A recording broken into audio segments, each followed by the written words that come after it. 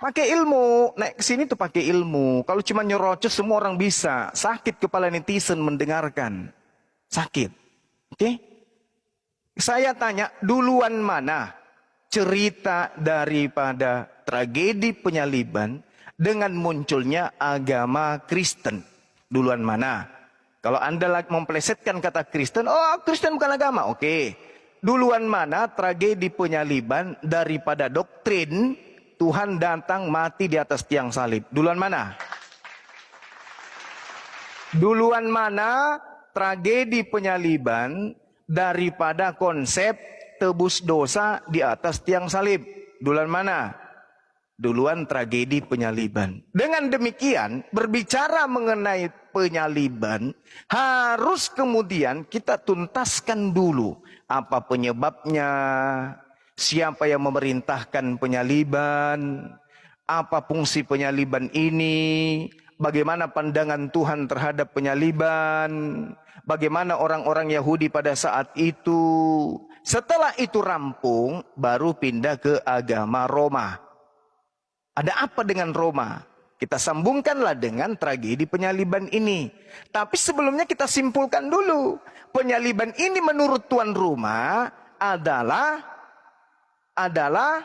tragedi kecemburuan orang Yahudi terhadap Yesus. Itu dulu. Setelah kemudian ini berlangsung, tragedi ini ingin dilaksanakan. Contoh, Matius 26 nomor 59. Imam-imam kepala bahkan mahkamah agama membuat kesaksian-kesaksian palsu agar Yesus disalibkan. 1. Yohanes 11 nomor 53. Mulai hari itu, orang Farisi, ahli Taurat, imam-imam kepala, mahkamah agama sepakat untuk membunuh Yesus. 2. Ketiga, Matius 27 nomor 18. Pilatus berkata, mereka menyerahkan Yesus untuk disalibkan karena dengki. 3.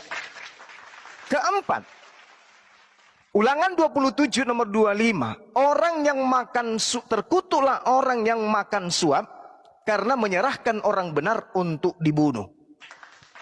5. Ulangan 21 nomor 23. Jangan dibiarkan mayatnya orang-orang yang digantung terkutuk oleh Tuhan untuk menyentuh tanah yang diberikan oleh Elohim kepada Bani Israel. 7. Terkutuklah orang yang mati di atas tiang salib. Tertulis di Galatia 3, kemudian nomor 13. 8. Amsal 17 nomor 23. Orang fasik menerima hadiah suap dari pundi-pundi untuk membelokkan jalan hukum Tuhan. Itu yang Anda harus pahami. Semua data-data ini harus Anda labrak dulu.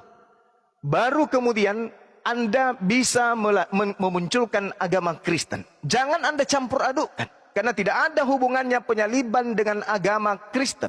Penyaliban itu terjadi di tengah-tengah Bani Israel, bukan di tengah-tengah kota Vatikan. Paham itu ya? Paham. Jadi harus berpola kepada tradisi, budaya, keagamaan, kepercayaan tuan rumah. Nanti kalian muncul mau mengatakan yang disalib itu Pak Bom-Bom, yang disalib itu Tukul, yang disalib itu adalah siapapun itu urusan Anda. Kita buktikan kebenaran Anda nanti. Islam pun begitu. Islam datang mengatakan yang disalib adalah orang yang menggantikan Nabi Isa. Al-Quran mengatakan itu. Oke, nah kita buktikan nanti yang mana yang benar dengan pola tuan rumah. Tuan rumah yang lebih tahu isi dapur mereka. Pahami itu. Yohanes 12 nomor 6. Hal itu dikatakan bukan karena dia memperhatikan nasib orang yang miskin, melainkan karena Yudas adalah seorang pencuri. Dia sering mengambil uang yang disimpan dalam kas rumah Tuhan. Itu dulu. Kemudian Anda juga harus melihat di dalam Keluaran 23. Jangan kau membunuh orang yang tidak bersalah. Jangan kau membunuh orang yang benar. Sebab aku Tuhan tidak akan pernah membenarkan orang-orang yang bersalah. Suap jangan kau terima. Sebab suap membuat buta mata orang-orang yang melihat dan memutarbalikkan perkara orang-orang yang benar. Selanjutnya, Amsal 6 nomor 16. Oke?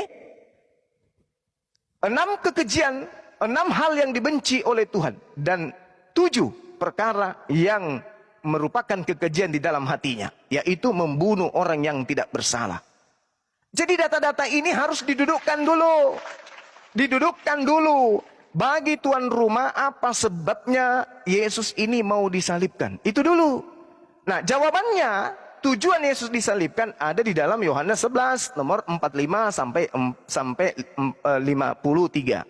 Alasannya, karena orang-orang Yahudi, imam-imam kepala, mahkamah agama, takut kalau bangsanya dan tempat sucinya dirampas oleh orang Roma.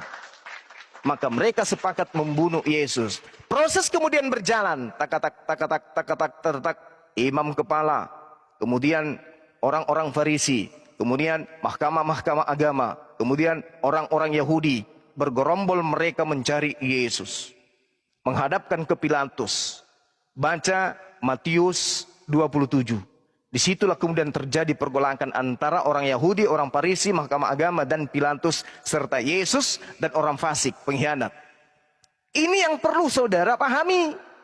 Setelah kemudian terjadi, ternyata kata Tuhan di Amsal 21:18, orang fasik dipakai tebusan bagi orang yang benar, pengkhianat sebagai ganti orang yang jujur.